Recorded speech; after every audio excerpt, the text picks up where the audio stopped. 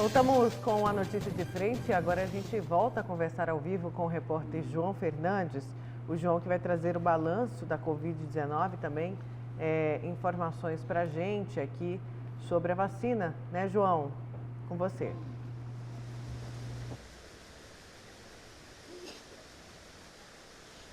Da chegada e da falta também, infelizmente, né, Nayara? Da chegada, hoje a previsão é que o estado receba 100.160 doses contra a Covid-19. Elas devem chegar, uma boa parte agora pela manhã e o restante à tarde. A divisão é a seguinte: a previsão é que cheguem 90.800 doses da AstraZeneca, não é, agora pela manhã, e 9.360 doses da vacina Pfizer. Elas vão chegar, à previsão, à tarde no aeroporto em Várzea Grande. Então, não teremos, por enquanto, a chegada de doses da vacina Coronavac, o que traz uma preocupação muito grande. Antes de falar disso, né, as unidades da AstraZeneca, elas poderão ser usadas para serem aplicadas em idosos de 60 a 69 anos, pessoas com deficiência e alguma doença pré-existente, que são as comorbidades, e também mulheres que tiveram filho recentemente. Só para reforçar que o prazo da vacina AstraZeneca de aplicação da segunda dose é de até 90 dias. Já a da Pfizer, o prazo é de 12 semanas. Portanto, hoje, pouco mais de 100 mil novas doses deverão chegar aqui para o estado agora na parte da manhã e também no finalzinho da tarde o restante. Agora a Coronavac, infelizmente, não há a previsão da chegada de novas doses. Com isso, então, a aplicação dessa segunda dose, ela continua temporariamente suspensa. E sabe quantas doses faltam para completar, não é, essa campanha para a segunda dose, da aplicação da segunda dose? Apenas 4.300 doses, ou seja, pouco para terminar esse processo da segunda dose da aplicação com a Coronavac. Fica então a expectativa da remessa, da chegada, do envio pelo governo federal de novas doses da Coronavac. O Lúcio já falou agora há pouquinho aí da falta da matéria-prima, o Haroldo também, eles disseram da falta da IFA, né, que é a matéria-prima para produção, que geralmente a grande parte vem da China. Então fica, portanto, a expectativa da chegada dessa matéria-prima para a produção de novas doses da Coronavac para segunda aplicação ser retomada o quanto antes. Aproveito para falar então dos números totais da Covid-19 aqui no nosso estado. Não é? A Mato Grosso registrou nas últimas 24 horas, infelizmente, mais 44 mortes, entre elas a de um jovem de 22 anos que perdeu a batalha para essa doença terrível, né? Esse jovem morava na cidade de Nova Bandeirantes, que fica a pouco mais de 1.000 quilômetros aqui de Cuiabá. E mais 1.822 pessoas se infectaram com o novo coronavírus. Na tela para você agora os números totais absolutos da Covid-19. O estado registra 384.443 casos, mortes até o momento 10.464, recuperados 363.629 pessoas se recuperaram da doença. Internados até agora 1.495, em isolamento se tratando 8.796. Ocupação de UTI da rede pública subiu um pouco, viu, que traz já uma preocupação. Saiu de 77%, está com 80,27%. Enfermaria saiu de 36 e foi para 37, ocupação, que é o nosso termômetro aí da doença, né? Se ela está diminuindo ou não. Volto com você, Nayara. Certo, João, obrigada pelas suas informações, gente. Olha, gravíssimo, né? A gente não vai receber, então, a Coronavac. Muita gente aqui perguntando o que faz. Eu vou pedir a orientação aqui da Secretaria de Saúde, inclusive sobre a eficácia. Eu não sei responder quanto tempo depois de tomar que perde eficácia ou se não perde. A gente vai buscar essas informações aqui para vocês, tá? Bom, Haroldo, vamos com o seu destaque. Vamos, olha, tudo indica que não será uma semana fácil para o governo federal, para o Planalto, esta semana. Na semana passada foram ouvidos ex-ministros da Saúde, né? Mandetta, Taixe, o atual ministro da Saúde, Marcelo Queiroga, e esta semana vão ouvir aí, já hoje, praticamente daqui a pouquinho, o ex-ministro das Relações Exteriores, Ernesto Araújo, né? E amanhã o mais esperado dos depoimentos, que é do ex-ministro da Saúde, Eduardo Pazuello. Esse primeiro momento é um momento de ouvir primeiro os ex-ministros, né? Nessa primeira fase da CPI da Covid, dentro dessa metodologia, e a partir da semana que vem eles vão começar a ouvir uma outra, vai para a segunda fase, e vão começar a ouvir cientistas, pesquisadores, pessoas ligadas exatamente a essa área da ciência, né? O que se espera da CPI da Covid por conta exatamente, que tipo de cobrança, né, vão fazer no depoimento do Ernesto Araújo, ex-ministro das Relações Exteriores? Primeiro, com relação ao posicionamento de Itamaraty, na medida em que ele acabou mobilizando todo o Itamaraty em relações internacionais, no sentido de obter a cloroquina, né? Por que ele fez isso? Considerando que, à época, os cientistas, uma boa parte dos cientistas, já diziam que a cloroquina não funcionava. E por que ele mobilizou e por que ele acabou se dedicando a isso, utilizando o governo federal nesse sentido, né?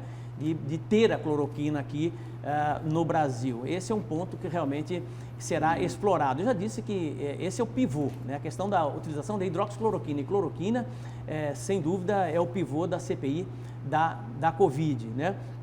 E um outro ponto a ser explorado é a questão das vacinas. Também será cobrado por conta dele por que não houve, de certa forma, um bom relacionamento internacional, diplomático, para que as vacinas pudessem, entre aspas, estarem mais cedo aqui em nosso país. São questionamentos que, a meu ver, já estão ali guardados há muito tempo.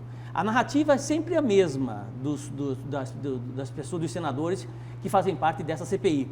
Que, a meu ver, à luz da opinião pública, boa parte da opinião pública não tem mérito, não tem crédito nenhum para analisar ninguém. Tanto é que eu disse aqui, já por várias vezes, reiteradamente, de que os senadores que estão ali, ou pelo menos boa parte deles, não tem moral para absolutamente nada. Eles têm um baú de processos, né, respondendo inúmeros processos no Supremo Tribunal Federal, e eu não consigo enxergar credibilidade numa CPI como essa. Apesar de acreditar que a CPI é muito importante, né, sob o ponto de vista de apuração de crimes de responsabilidade, seja por parte do governo federal, seja por parte de governadores, de prefeitos. É muito importante que se tenha transparência, que saiba exatamente para onde é que foi o dinheiro dessa história toda de combate à pandemia. Então, eu sou a favor da CPI, mas uma CPI honesta, uma CPI íntegra, né? Com senadores que realmente são ficha limpa. Do grupo de senadores, 5 não são investigados, 5 são realmente fichas limpa e realmente poderiam fazer esse trabalho. Os demais, completamente sem nenhum crédito para isso, né? Diga-se passagem, o próprio relator, Renan Calheiros, que não dispensa até comentários com relação aos seus crimes de corrupção passiva, ativa e por aí vai. Eduardo Pazuello também já recebeu um habeas corpus, né? Tem um habeas corpus, ele pode ficar em silêncio, né? Com relação às suas ações frente ao Ministério da Saúde, né, até para que não possa ele mesmo acabar incriminando ele mesmo, né, falando alguma coisa que possa incriminá-lo. Então ele tem essa prerrogativa do silêncio, né, que é garantida pela lei, mas ele precisa falar a verdade, de terceiros e falar a verdade sobre o comportamento do presidente Jair Bolsonaro, né, e ele vai ter que realmente se explicar. Eu particularmente acho que, né, as pessoas, né, que quando são inquiridas, né, com essa natureza, né, de depoimento, no caso de um cargo público, por exemplo, eu acho que elas deveriam ser o mais transparente possível, em todos os sentidos, né? Não haveria necessidade nenhuma de habeas corpus, né? Necessidade nenhuma de se blindar, de certa forma, atrás de uma farda, muitas vezes, né? Porque, inclusive, parte do Exército, parte das Forças Armadas não está, de certa forma, feliz com o comportamento do ministro Eduardo Pazuello, porque na medida que ele foi para o Ministério da Saúde, ele esqueceu as Forças Armadas. E agora, no sentido de se defender, ele está se escondendo atrás da farda militar. Pelo menos é isso que eles dizem, né? E esse comportamento não foi muito bem recebido nas Forças Armadas, né? Eu acho que ele poderia ir sem nenhum tipo de amarra, ou sem nenhum tipo de blindagem para esse tipo de depoimento, porque aí realmente ele poderia falar a verdade, que é o que a gente espera, né? Que ele fale a verdade e que realmente possa apontar aí dar respostas para questões que estão ainda em dúvida, pelo menos à luz da sociedade, né? Que é a questão da falta de oxigênio no Amazonas, né? Do suposto atraso na compra de vacinas, enfim, uma série de coisas que estão no ar. Mas, apenas para finalizar o meu comentário de hoje, apesar de toda essa mobilização teatral, é a leitura que eu faço, é a minha opinião, mobilização teatral, né, desta CPI da pandemia em Brasília, eu particularmente acho que todos eles, ou boa parte daqueles que são os principais, ou seja, não são suplentes, né, que estão realmente analisando, entre aspas, essa questão dos crimes de responsabilidade cometidos por governadores, pelo governo federal, seja lá por quem for, eu acredito que todos têm uma sentença no bolso, já pronta, né? Estão ali apenas fazendo a coisa pro forma, sabe? Todos já estão com a sentença no bolso, já preparando para poder sentenciar, porque já a intenção necessariamente não é buscar crimes de responsabilidade nenhum de ninguém. Ali de certa forma, pressionar o governo, né, para que o governo fique numa situação desconfortável e lá na frente possam trocar tudo isso, toda essa mobilização teatral em cargos, em emendas, em muitos recursos. Essa é a leitura que eu tenho, pelo menos com relação a esta CPI da pandemia. Mas vamos aguardar. Espero que eu seja surpreendido ao final dela realmente apontando os criminosos e colocando os criminosos na cadeia. O Supremo Tribunal Federal, dentro desse assunto aí colocado pelo Haroldo, não é a primeira vez que ele concede o direito de um depoente permanecer em silêncio ao ser interrogado, né, inquirido por uma CPI, por uma comissão parlamentar de inquérito. Isso já ocorreu outras vezes, mas é preciso colocar o seguinte, que o silêncio de Eduardo Pazuello lá na CPI será uma confissão ensurdecedora. Então, não acredito que ele vá ficar em silêncio o tempo todo, até porque não pode, né? Ele só pode, o Supremo Tribunal Federal, o ministro Ricardo Lewandowski, concedeu o direito dele permanecer em silêncio naquilo que ele for responder que possa incriminá-lo pessoalmente, enquanto ex-ministro da Saúde. É nessa hipótese que ele pode permanecer em silêncio, como destacou aí o Haroldo Arruda. Agora, o Ernesto Araújo vai ter que explicar, né, essa lambança que ele fez com a China. Ele vai ter que explicar isso de forma muito clara. E o seguinte, os depoimentos dessa semana, principalmente do Ernesto Araújo, podem começar a complicar um pouco mais a vida dos filhos do presidente Bolsonaro, né?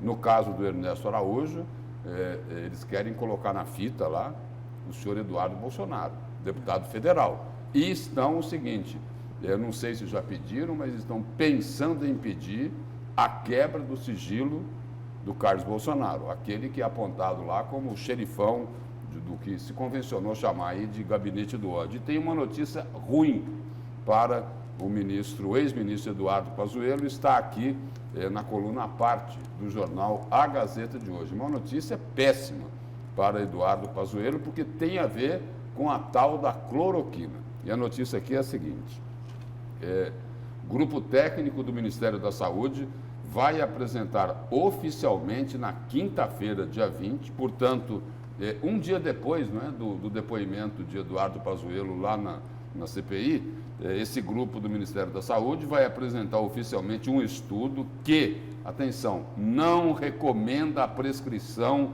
da hidroxicloroquina, ivermectina e azitromicina como tratamento da Covid-19 em qualquer estágio da doença.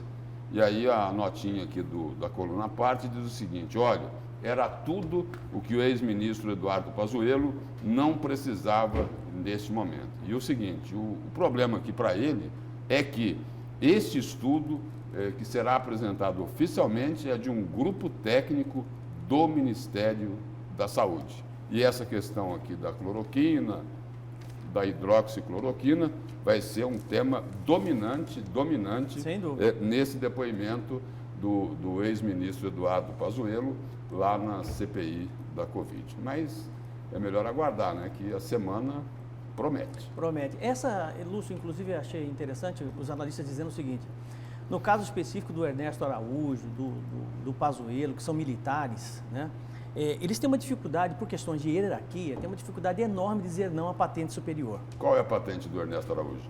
Ele não é. Não, do Ernesto Araújo. Não sei. Não, que você falou que são militares, por isso que eu estou perguntando qual é a patente dele. Não sei. Mas né? ele é militar. Ele é militar, eu posso estar errado, me corrijam, né, porque eu li muito superficialmente essa notícia, mas inclusive está nessa matéria aqui, né? Eles têm muita dificuldade de dizer não à patente superior. Né? E você imagina uma situação daquela em que você tem um chefe de Estado, o presidente da República, né, incutido em um caminho, e você tem os dois ministros ali, um da saúde, o outro de relações exteriores, né, que muitas vezes são, de certa forma, contra uma determinação do chefe de Estado, do presidente da República, né? É como dizer não a um general de brigada, quer dizer, não é fácil. Escritor. Diplomata e escritor? Eu achei que fosse militar, mas o Pazuello né? O Eduardo Pazuello é militar. General da Ativa. General da Ativa. Especialista em logística. Né? Isso o próprio presidente Jair Bolsonaro se cansou de repetir, de que ele era em logística, ele era um craque, né? Ficou uma dúvida só como ministro da Saúde se ele fez o que ele tinha que fazer. Todo mundo, todo mundo não, uma grande parte aí dos críticos dizem que ele pisou feio na bola, né? Vamos ver o que vai acontecer. Eu quero ver o que ele vai falar com relação a... Existem vários caminhos com relação à questão da indicação da cloroquina, essa história toda, né? Que será o pivô central desse debate todo aí. Até porque muita gente acabou indicando, receitando a cloroquina no ano passado, em 2020. Pessoas importantes que hoje são radicalmente contra e gritam contra, esbravejam contra, né? E inclusive condenando o próprio governo federal. Mas enfim, vamos ver o que ele vai falar, né? Bom, gente, agora 6 horas e 59 minutos, vamos para mais um intervalo. A gente já volta com a notícia de frente, temos imagens do trânsito aí, através das câmeras da CEMOB, temos aí a rotatória que dá acesso ao Centro de Eventos do Pantanal, onde acontece a vacinação, aí na Miguel Sutil, trânsito mais movimentado, mais fluindo nesse trecho. A gente já volta.